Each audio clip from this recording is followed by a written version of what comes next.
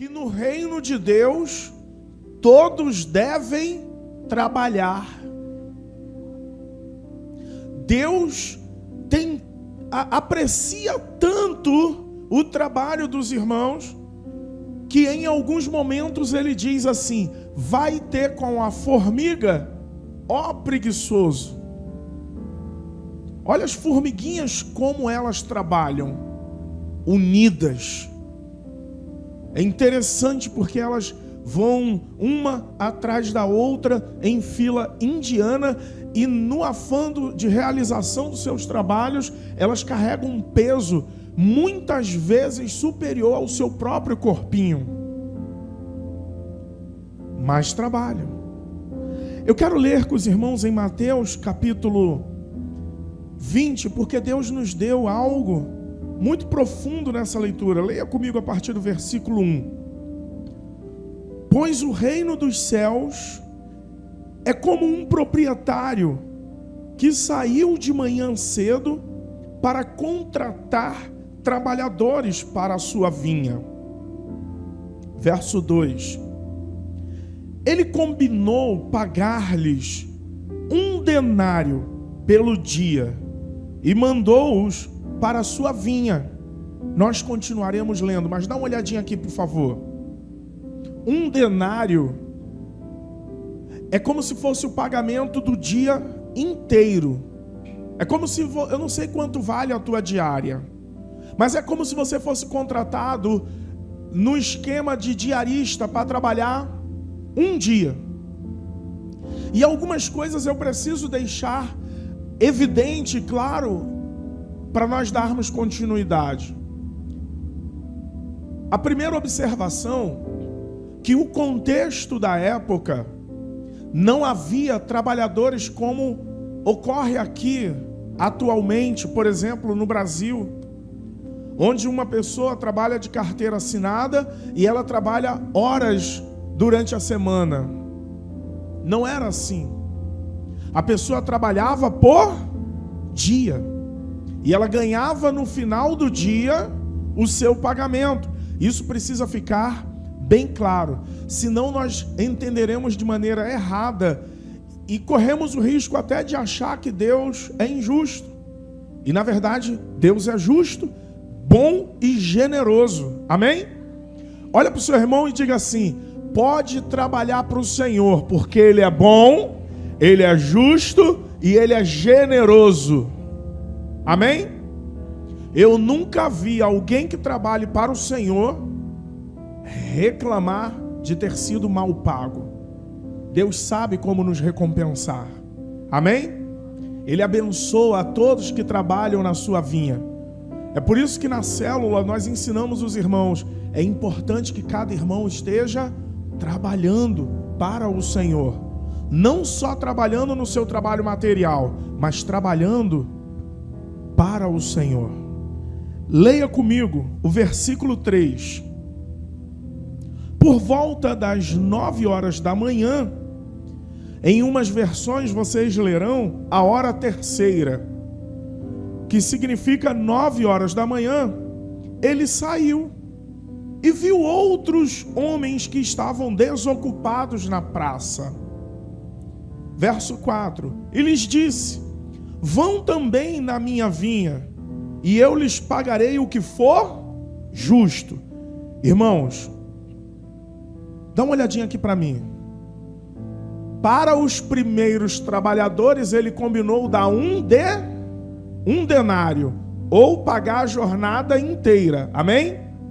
Já para a segunda classe de pessoas que ele encontrou na praça, na sexta hora, na terceira hora, que era 9 horas da manhã, ele mudou. Ele não disse que pagaria 1 denário. Ele falou: vai trabalhar que eu pagarei um valor justo. Amém? Vamos comigo, continua. Verso 5. E eles foram. Saindo outra vez por volta do meio-dia e das 3 horas e a 9, fez a mesma coisa, que seria ele foi às 9 da manhã, ele foi meio-dia e ele foi às 15 horas da tarde. E fez a mesma coisa. Verso 6. Saindo por volta das 5 horas da tarde, ele encontrou ainda outros que estavam desocupados. E lhes perguntou: por que vocês estiveram aqui desocupados o dia todo? Verso 7. Porque ninguém nos contratou. Responderam eles. Ele lhes disse: vá vocês também trabalhar na vinha. Olha o que ele fez. O senhor da vinha contratou até aqueles que estavam desocupados às 5 da tarde. Só tem um detalhe: que a jornada diária acabava às 18 horas. A 1/10 hora, que era às 18 horas, encerrava-se o expediente. Então nós vemos que o Senhor pegou homens que começaram a trabalhar às 9, outros começaram a trabalhar às 12, outros começaram às 15 e outros começaram às 17. Primeira lição que eu aprendo com o texto: não importa o tempo em que você entra na vinha, você deve entrar trabalhando. Ele te chama. A Bíblia diz: peçam ao Senhor da seara que envie trabalhadores. Deus gosta tanto de trabalho, irmãos, que ele disse para aqueles homens que discutiam questão de sábado, porque ele fez curas no sábado. Ele disse assim: o meu pai trabalha até agora, até hoje. Ele está trabalhando nesse exato momento, e eu também trabalho. Deus é um Deus trabalhador, amém? Eu não sei que mistério é esse, mas observe os homens do passado que Deus chamou para fazer a sua obra. Gideão, a Bíblia diz que ele estava malhando. Davi estava trabalhando, cuidando das ovelhas e do rebanho de seu pai. Analisa todos os homens do passado que Deus usou poderosamente, quando foram chamados por Deus, estavam trabalhando. Saca o teu dedo de profeta, aponta para o teu irmão e diga para ele: eu não sei em que momento da vinha você está, a que horas do dia você está, mas uma coisa eu sei: ele quer te usar na seara e na vinha do Senhor. Amém? Olha, irmãos, veja comigo, leia comigo no versículo 8. Ao cair da tarde, o dono da vinha disse ao seu administrador: chame os trabalhadores e comece a pagar-lhes o salário, começando com os últimos contratados e terminando com os primeiros. Olha que lição linda o Senhor nos dá. Ele começou pagando quem chegou às 5 da tarde, depois iria pagar quem chegou às 15 da tarde, quem chegou ao meio-dia e por fim quem chegou às 9 horas da manhã. Amém? O que o Senhor nos mostra? Que não importa o tempo que você chegou, você receberá pelo trabalho que você prestou ou vai prestar ao Senhor. Amém? Eu louvo a Deus quando os irmãos se unem e trabalham juntos. Que coisa linda. De vez em quando a gente acaba a consagração aqui, aí algumas irmãs ficam limpando, preparando para receber os outros irmãos. Que obra linda, irmãos, quando nós nos unimos para socorrer o faminto e o necessitado, quando nós ajudamos aqueles que estão precisando, quando irmãos trabalham o dia todo preparando comida para levar para moradores de rua. No Senhor o seu trabalho não é em vão, irmão. Se dedique, se esforce. Quem não vai ter recompensa absolutamente nenhuma é quem viveu para si, quem viveu egoístamente, cuidando apenas das próprias coisas. A Bíblia diz que nós não deveríamos cuidar apenas das coisas que propriamente dito são nossas, mas sim das coisas dos nossos irmãos. Deveríamos nos preocupar, ligar para um, ligar para outro. Irmão, como você está? Trabalhar na obra do Senhor é cuidar uns dos outros, amém? Nós precisamos estar imbuídos deste espírito, irmãos, nos tornando líderes de célula para visitar, para cuidar, pregando o evangelho aonde nós estivermos. O trabalho do Senhor é exatamente esse: pregar e cuidar. Vamos nós? Leia comigo, continue lendo comigo, no verso 9. Vieram os trabalhadores contratados por volta das 5 horas da tarde, e cada um recebeu 1 denário. Em uma versão diz 1 dinheiro. Olha aqui para mim um instante.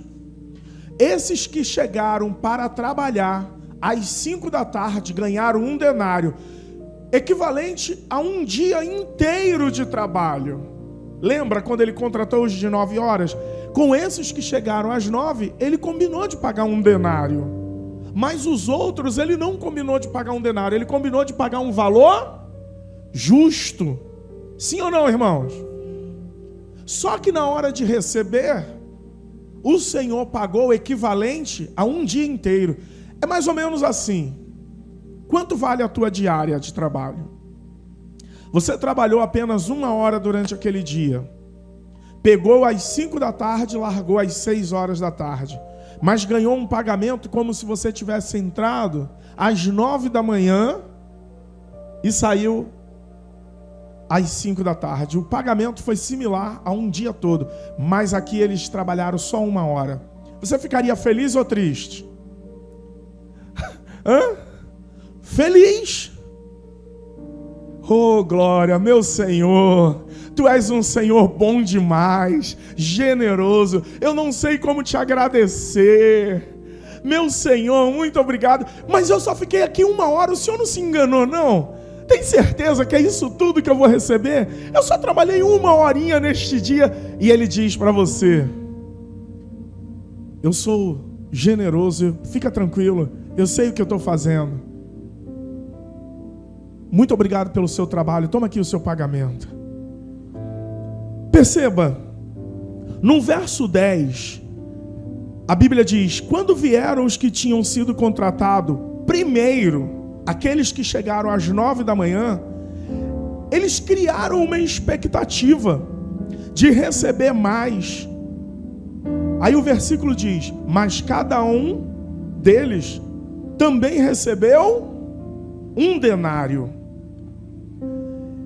Olha a expectativa que eles criaram.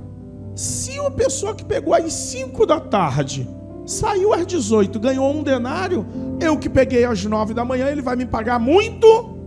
Só tem um detalhe, irmãos, que no verso 11, diz assim: quando receberam, começaram a se queixar do proprietário da vinha. Quando eles receberam 1 denário, eles não tiveram gratidão no coração pelo que receberam.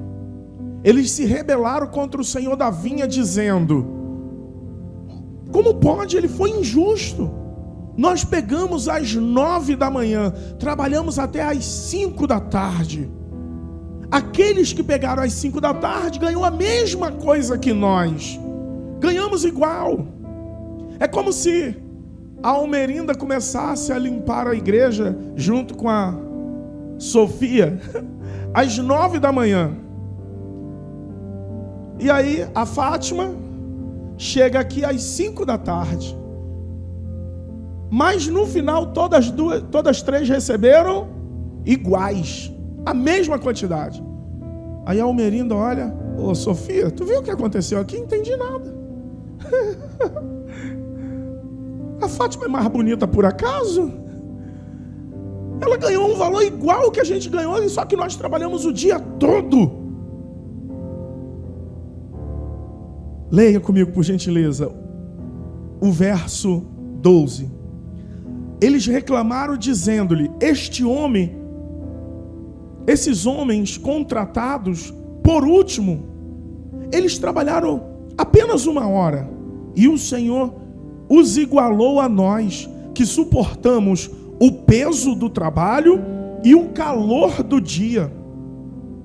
Verso 13: mas ele respondeu a um deles: amigo, não estou sendo injusto com você. Você não concordou trabalhar por 1 denário? Vocês já ouviram a expressão: o combinado não é caro, o combinado não é ruim. Se foi combinado e cumpriu-se o combinado, você não pode achar que isso é injusto. O senhor da vinha disse: amigo, nós não combinamos te pagar 1 denário? Os outros eu nem falei quanto pagaria, mas no final eu paguei um valor que estava no meu coração. Olha o que diz o verso 14: receba o que é seu e vá. Eu quero dar ao que foi contratado por último o mesmo que lhe dei. Não tenho o direito de fazer com o que eu quero com o meu dinheiro? Ou você está com inveja porque eu sou generoso? Assim, os últimos serão primeiros e os primeiros serão os últimos. Preste atenção que aqui tem uma revelação. O Senhor te chamou para trabalhar na seara. Cuidado com as murmurações, porque a Bíblia diz que os últimos serão os primeiros e os primeiros serão os últimos. De repente você chegou primeiro, mas está achando, se sentindo injustiçado por alguma razão. Mas o Senhor está dizendo: filho, eu não combinei com você uma coisa, eu não estou cumprindo o combinado? Ou você está chateado comigo só porque eu sou generoso? Aqui é a primeira revelação. A segunda revelação que eu vejo nesse texto: existe a possibilidade de você trabalhar de repente um pouco menos e ganhar igual quem trabalhou muito. O que é isso? Está falando de ter resultados extraordinários na sua vida. Está falando de Deus cumprir na sua vida coisas que há muito tempo você talvez buscou, trabalhou e não conseguiu, e não chegou lá. Mas Provérbios 16, 3 diz: ore ao Senhor pelos seus planos e eles darão certo. Talvez o que falte é você orar a Deus para que esses planos deem certo, esses projetos deem certo, para que os resultados surjam com mais rapidez, irmãos. Às vezes o que falta é consagrar a Deus a sua vida e os seus projetos. Quantas pessoas nós vemos que se metem a fazer coisas, não pedem direção a Deus, não consagra a Deus, não busca a vontade de Deus. Às vezes pastores, líderes, irmãos que têm vivência com Deus, experiência com Deus, mas fazem as coisas da sua maneira e do seu jeito, e os resultados não aparecem, porque faltava orar e consagrar a Deus. Amém? Essa parábola, ela nos desperta para muitas coisas, que no reino de Deus não existe tempo de carteirinha. Eu canso de ouvir isso. Eu sou crente já há tantos anos. Quantos anos você é crente? Eu estou 1 ano caminhando no Senhor. Ontem estávamos aqui na célula e aí a gente estava conversando sobre o nosso último encontro no final de semana. Aí a Sofiazinha disse: pastor, esse é o meu 2º aniversário aqui, junto com os irmãos. Então, logo nos faz pensar que ela está indo para 2 anos que está caminhando. Mas você acha que Deus vai tratar ela diferente? Por exemplo, do Nivaldo, que já caminha 16 anos. Essa parábola mostra que Deus não trata com acepção de pessoas. Deus não vê com diferença, Almerinda, você que está há 30 anos na caminhada e a Sofia que está com 2 anos. Ou o Caleb que está com 5 meses. Profetizando, né? Deus, ele não olha assim. Os homens fazem essa distinção. Deus não. Deus trata todos de maneira... Só que tem uma diferença, tá, irmãos? Não se engane. Uma coisa é a salvação e o tratamento que Deus dá. Outra coisa é o galardão. O galardão é diferente. O galardão é pelas obras. O galardão é segundo o tipo de entrega que você teve no reino. Tem gente que se entrega por completo. Tem gente que só se entrega em parte. Só faz o que é conveniente. Só faz o que dá, quando dá. Se não der, paciência. Tem outros que se entregam com compromisso, que têm fidelidade, que mergulham de cabeça, que priorizam a obra de Deus. Eu conheço pastores que priorizam a obra de Deus, que valorizam, que não trocam absolutamente nada em detrimento da obra de Deus. Eles preferem o Senhor em honra. Eles não marcam absolutamente nada nos dias dos compromissos assumidos. Em contrapartida, eu conheço outras pessoas e às vezes até pastores e líderes que trocam se surgir. Eu me lembro de um irmão que no dia da reunião ele faltou e foi assistir o jogo do Fluminense. Sabe o que aconteceu? Teve uma briga e ele correu, e a torcida do Tigres corria, e a do Fluminense, que era um fenômeno, era muitos, era como um monte de abelhas. E ele correu, ele se escondeu dentro de um lugar, e a oração dele era: Senhor, se tu me livrar desses homens, eu te servirei com fidelidade. Nunca mais ele faltou reunião para ir assistir jogo do Fluminense. Às vezes Deus permite que a gente tome uns sustos assim para nos despertar. O tipo de entrega diz que tipo de galardão você terá. Amém? Agora preste atenção, porque ao lermos esse texto, nós vemos que Deus trata todos de maneira igual. Quem chegou por último e quem chegou primeiro. Agora, por que chegou nesse momento? O que fez Jesus ter este diálogo? O que fez esse texto estar registrado? Eu vou pedir que você volte um pouquinho no texto. Mateus capítulo 19, a partir do verso 26. Porque há uma conversa de Pedro, e o que Pedro diz é muito revelador. Olha o que diz o texto, capítulo 19, do verso 26 até o 30. Leia comigo. Jesus olhou para eles e respondeu: para o homem é impossível, mas para Deus todas as coisas são possíveis. Então Pedro lhe respondeu: nós deixamos tudo para seguir-te. O que será de nós? Numa outra versão diz: nós deixamos tudo para te seguir. O que ganharemos com isso? Que recompensa teremos? Jesus lhes disse: em verdade lhes digo, que quando o Filho do Homem se assentar no seu glorioso trono, na renovação de todas as coisas, vocês que me seguiram também se assentarão em 12 tronos para julgar as 12 tribos de Israel. O que é que Jesus disse para os discípulos? A recompensa de vocês é se assentar em 12 tronos para julgar as 12 tribos de Israel. Eles seriam constituídos juízes. Continuando. E todo aquele, aí olha, só uma observação. que até aqui, para julgar as 12 tribos, ele se referia aos apóstolos, os discípulos. Mas agora se torna extensivo à nossa geração.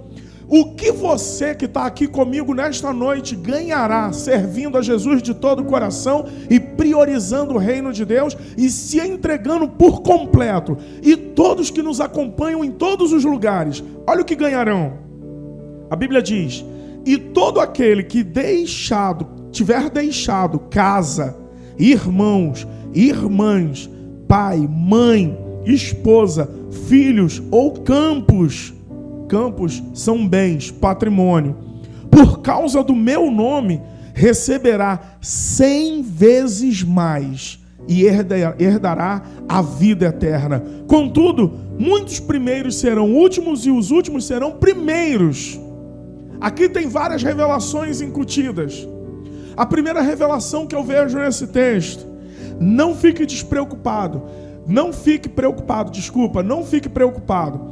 Esse texto aqui, ele não quer dizer que você tem que odiar o teu pai, odiar o teu irmão, odiar a tua família. No original é amar menos.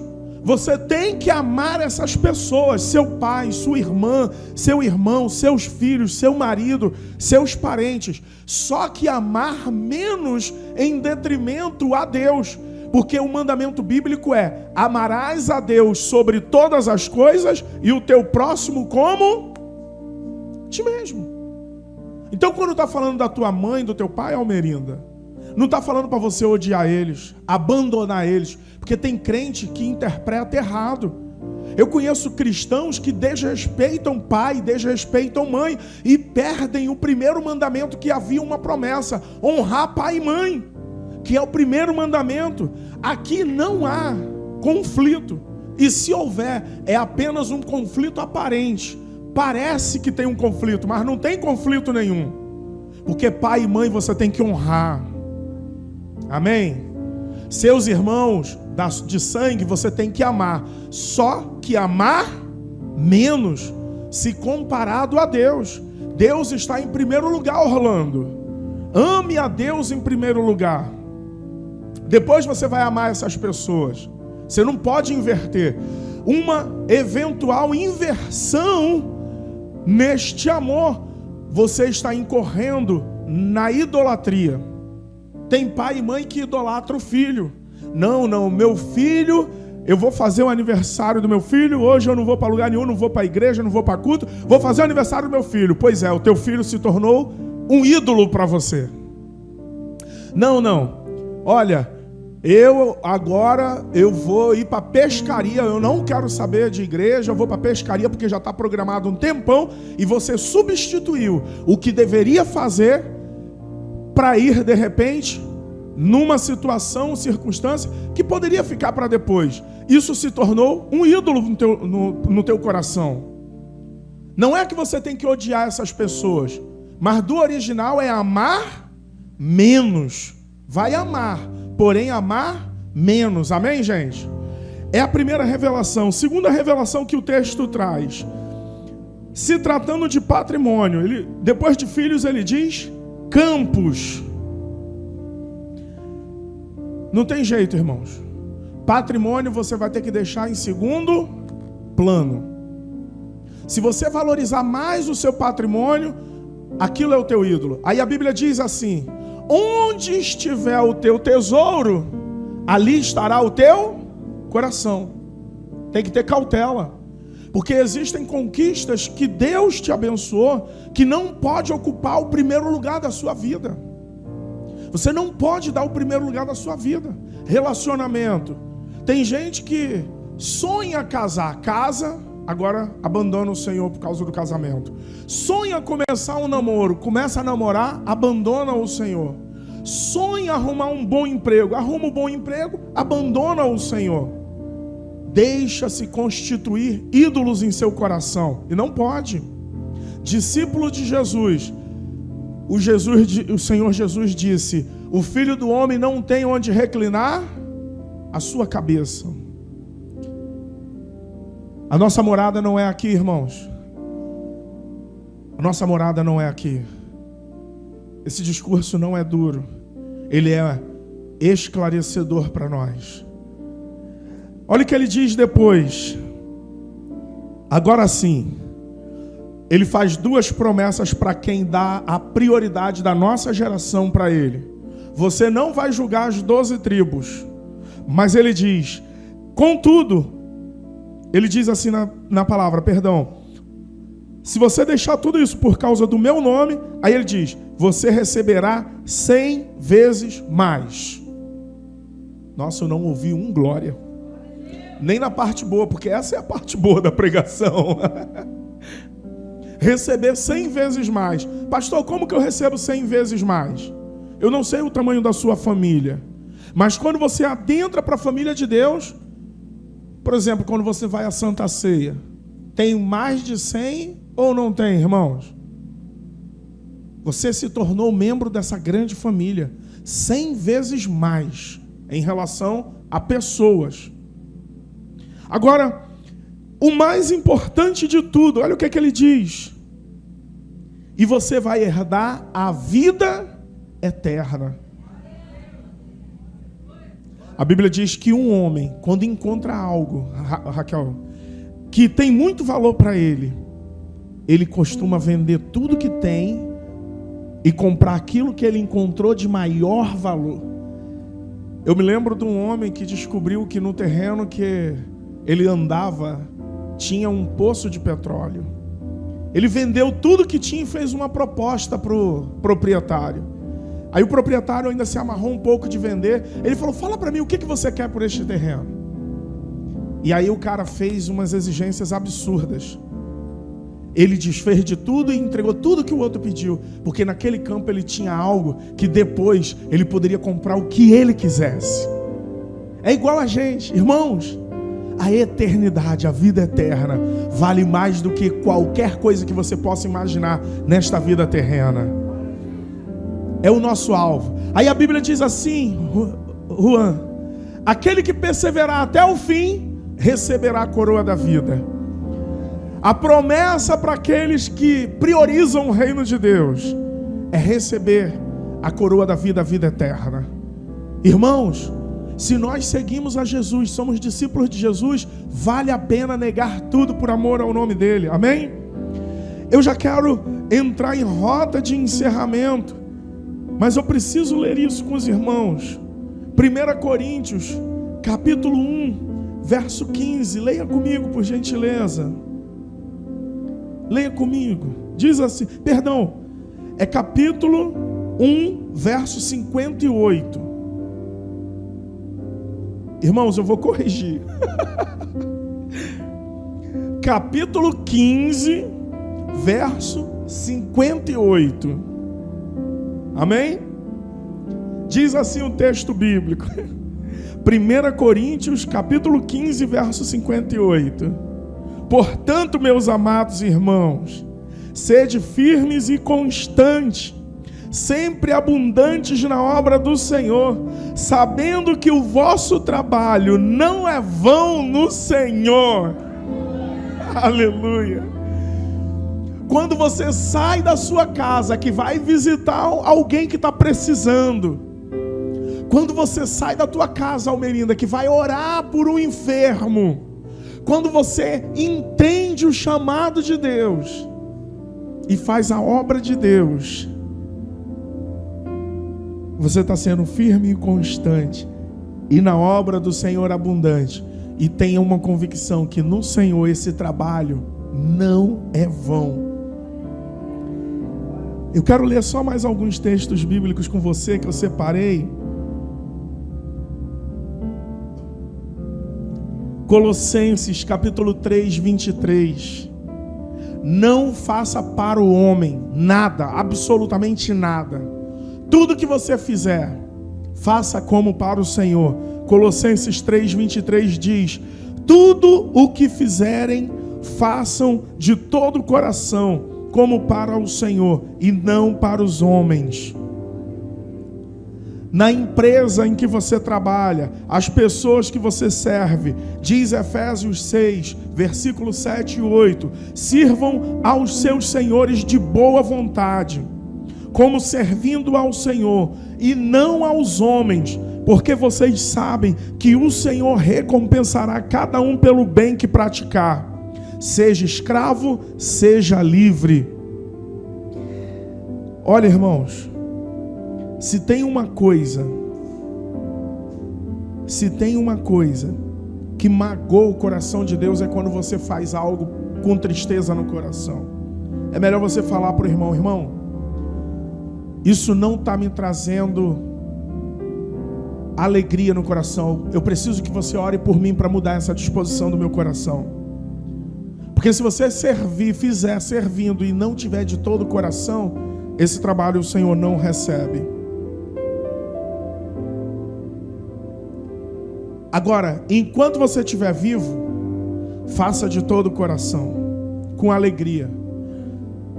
Eclesiastes 9:10 diz assim, Eclesiastes capítulo 9, verso 10: o que as suas mãos tiverem que fazer, que o façam com toda a sua força, pois na sepultura, para onde você vai, não há atividade, nem planejamento, não há conhecimento e nem sabedoria. É por isso, irmãos, que aqui a obra de Deus a gente faz com planejamento.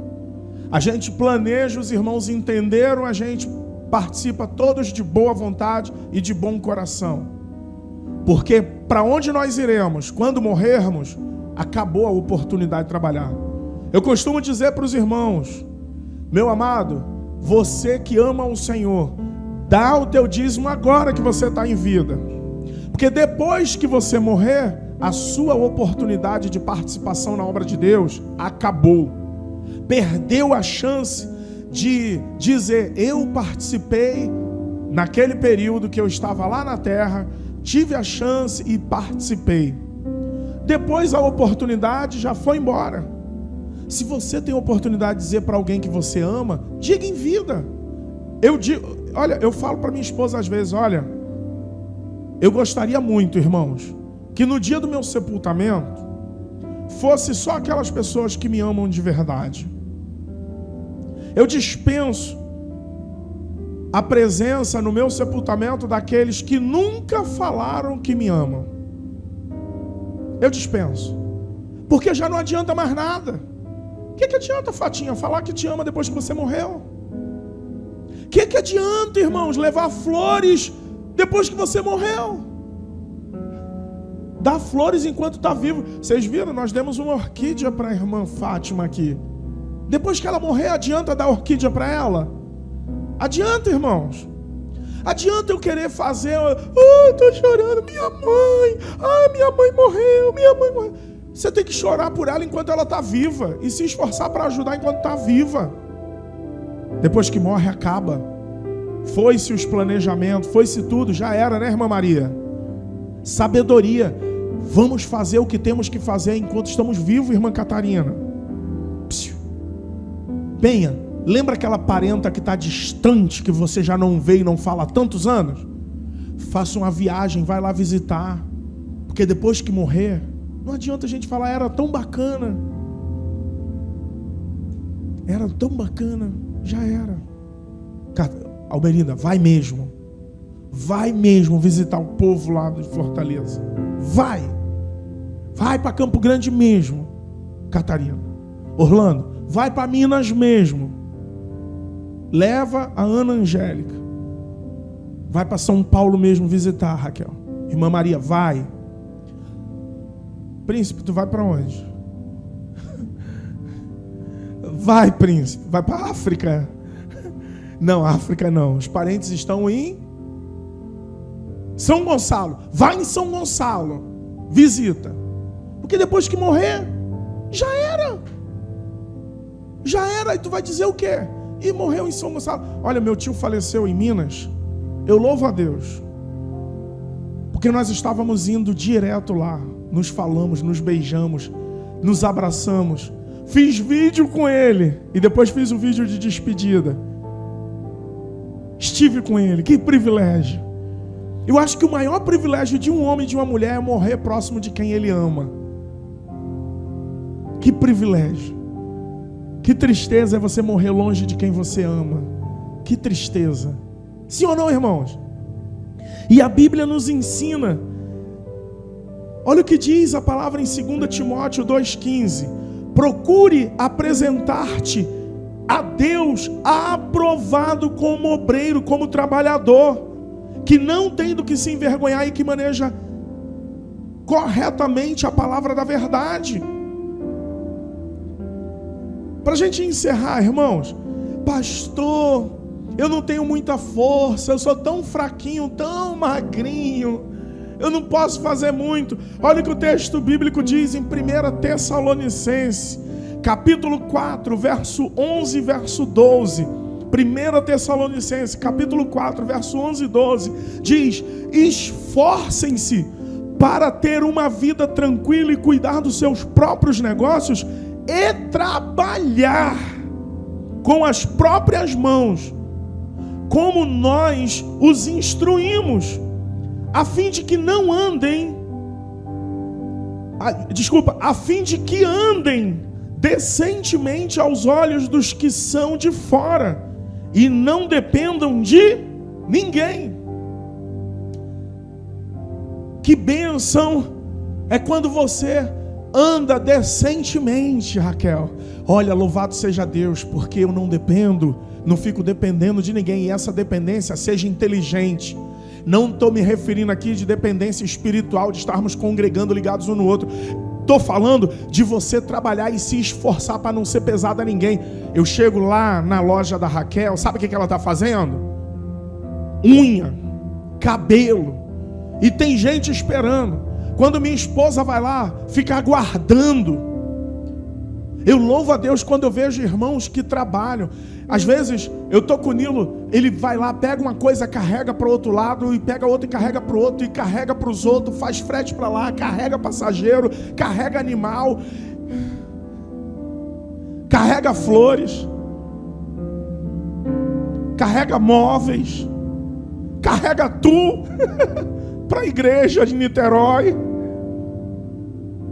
Eu chego na Cris trabalhava no posto de gasolina, chegava lá, estava abastecendo e rindo, e cansada, tadinha, andava igual a barca, né?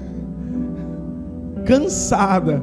Quando eu chegava na casa dela, estava fazendo máscara para vender, máscara da Covid.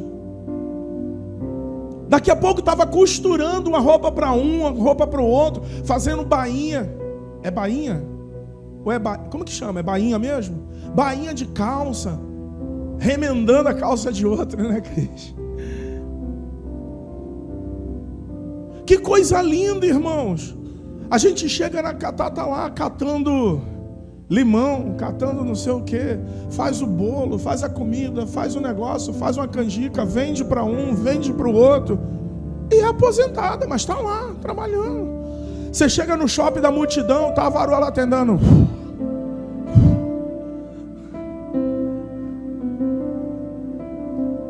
Que coisa linda, irmãos. Cheguei na prefeitura, a Ana Angélica estava lá com um monte de passos, processos, indo para lá, o processo vindo para cá, andando, trabalhando. Chega aqui, está fazendo comida por lá, faz comida para os irmãos, e cuida da Mel, e vem para a igreja, ajuda a limpar, vem para o ensaio e vai. Fátima, eu te admiro por tantas coisas, mas uma das que eu te admiro, quando eu passo naquela lojinha que eu te vejo ali trabalhando, Fátima, que alegria que dá. As velhinhas têm um ponto de encontro. Tu faz café ali para elas? Então tá explicado por que elas param ali.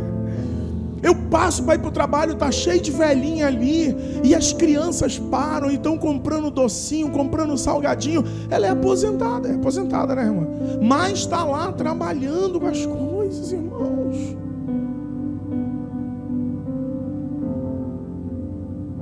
Isso é lindo. Isso é lindo. E a gente aproveitando cada oportunidade, trabalhando para o Senhor, mas fazendo com as nossas mãos o nosso trabalho para não ser pesado a ninguém. A alegria que você tem de falar: olha, irmãos, eu estou me esforçando, estou trabalhando e trabalhando muito para não ser pesado a ninguém. E isso nós ensinamos aos nossos irmãos. Isso é discipulado, irmãos. Nós fizemos o trabalho aqui, estamos fazendo muitos trabalhos aqui. Mas vocês já viram a gente ficar pedindo coisas para os outros? Já viram a gente ficar pedindo? Não, irmãos. Não é por tristeza, não é constrangimento. A gente faz como? Irmãos, estamos com um propósito das cadeiras. Quem vai? Eu vou. O irmão hoje trouxe aqui e falou: pastor, aqui é da cadeira. O outro irmão aqui é do... Na semana passada o irmão aqui é da cadeira. Aqui é da cadeira. Irmãos, isso é louvável diante de Deus. Amém? Para a gente encerrar, eu quero ler esse texto. Eu vou ler esses textos aqui bem rápido. Wendel, me ajuda. Provérbios 14, 23. Todo trabalho árduo traz proveito, mas só falar leva à pobreza. Olha o que o texto bíblico diz, irmãos. Todo trabalho árduo traz muito proveito, mas só falar leva à pobreza.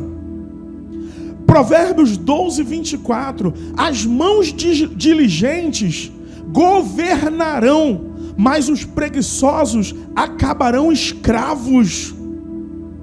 Quem vai governar aqui? Levanta a mão e dá um glória. Olha o que o texto bíblico diz: as mãos diligentes governarão, mas os preguiçosos acabarão escravos.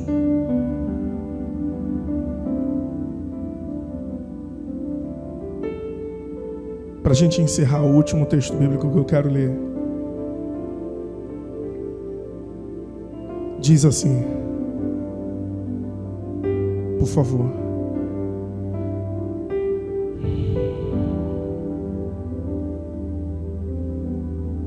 Diz assim o texto bíblico: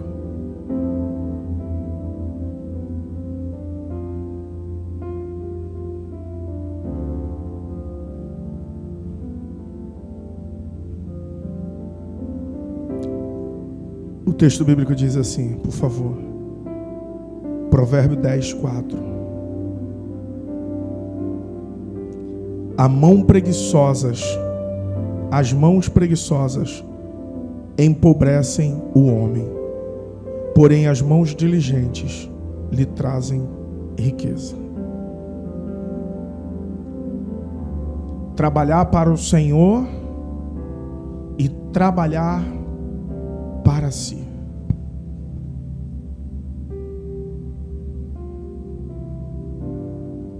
A Bíblia fala dos trabalhadores dos últimos tempos, aqueles que trabalharão para o Senhor firmemente. Mas uma coisa que a gente discerne: todos que trabalharam para o Senhor não eram preguiçosos, Orlando. Todos que trabalharam para o Senhor não eram preguiçosos. Eram homens aguerridos que trabalhavam, cuidavam de suas famílias, era o protetor, provedor e era a plataforma de cuidado. Os homens que cuidarão da obra do Senhor têm essas características. As mulheres que trabalharão na obra do Senhor, que governarão na obra do Senhor, que levarão o nome do Senhor, têm essas características. Amém? Igreja Comunidade Ramá Xerém, venha nos fazer uma visita. Estamos localizados na rua José Gervásio, número 100, Beira Serra Xerém, Duque de Caxias, Rio de Janeiro. Para mais informações, entre em contato pelo telefone 219-8154-7342. Se inscreva no nosso canal do YouTube, Ramá Xerém, para ficar por dentro das novidades. Que o Senhor abençoe grandemente a sua vida.